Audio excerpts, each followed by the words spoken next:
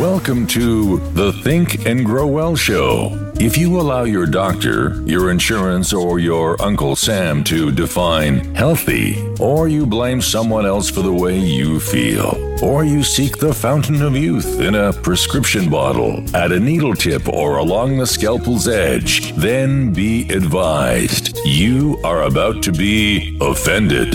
You should probably leave now. Anybody can just think and feel better? That's scary. I mean, thoughts aren't regulated by the feds, and no drug company has a patent on them. So thinking thoughts must not be very safe or effective. If you love feeling frisky and having fun, take responsibility for your own vitality, and want freedom to enjoy epic experiences with folks you love, welcome aboard and prepare to be blown away. The Think and Grow Well Show starts now. Here's your host, Dr. Lori Barr.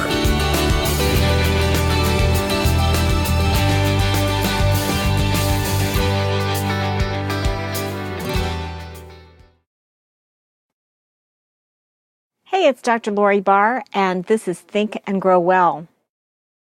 In a previous episode, we talked about passion and how passion is the fuel that drives the vehicle that you travel through life with, or the best, most efficient fuel, that is. Doesn't have to be the fuel, but it's a great fuel. Now, just like you refine gasoline or diesel to work well in an engine, unrefined passion is pretty useless because it's uncontrolled. It's not focused. Let's look at the concept of refining your passion and aiming it at something that's important to you. If we consider the concept of raw or unrefined passion versus refined passion, let's think about the person who is hampered by impulsive actions. For example, the binge eater or the people who indulge in over amounts of physical pleasures, be it overeating or over drinking or over sex or whatever.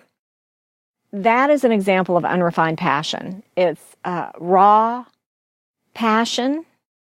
It's sexual energy, which is the fuel behind most passion, which is creation energy, but it's just pure sexual energy. It's satisfied by creating a feeling, and it's good enough when you reach a maximum intensity of that feeling. So that's unrefined passion. And you see that in people who have impulse disorders or who are habitual addicts to anything. On the flip side, let's look at some historical figures that have refined their passion and really done amazing things. So on the flip side, if we're looking at examples of people who have employed focused passion and directed it at something worthwhile, I would draw your attention to Jesus the Christ, Napoleon, and Carol Burnett. And if you look at these three examples, they were passionate people. They didn't do anything in their life without passion. Yet they focused their passion on their number one desired outcome consistently. And it continues to serve them their entire life. Just look at any of these figures.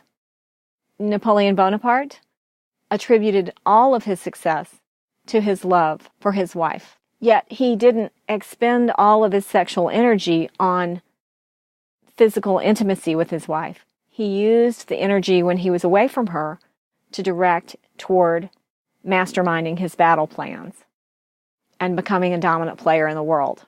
Similar story with Jesus. Similar story with Carol Burnett, if you look at their histories.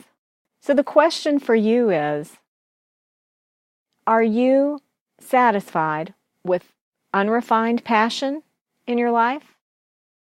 Yes, you're a passionate person, but it doesn't matter where that passion is directed, kind of a shotgun approach to passion?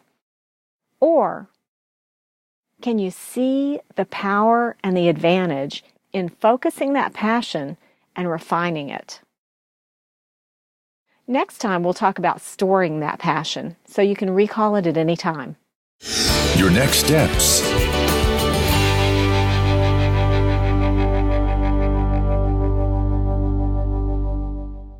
Your next step is to identify one figure who demonstrates passion in an area that you're passionate about that you can use as a role model for focused passion. Identify a role model for yourself who is demonstrating focused passion and that it serves them throughout their life that you can use as a role model for you in an area that you're passionate about.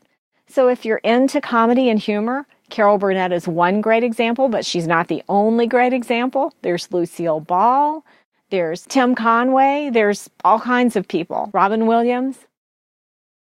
If you're into medicine, you can pick somebody. If you're into hobbies, you can pick somebody. If you're into sports, you can pick somebody.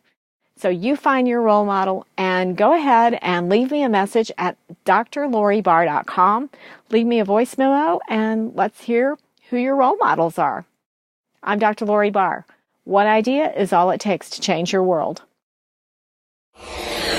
Psst, be aware. Vitality is an inside job. Trust your spirit, make up your mind, and get your body in gear. There are no second chances.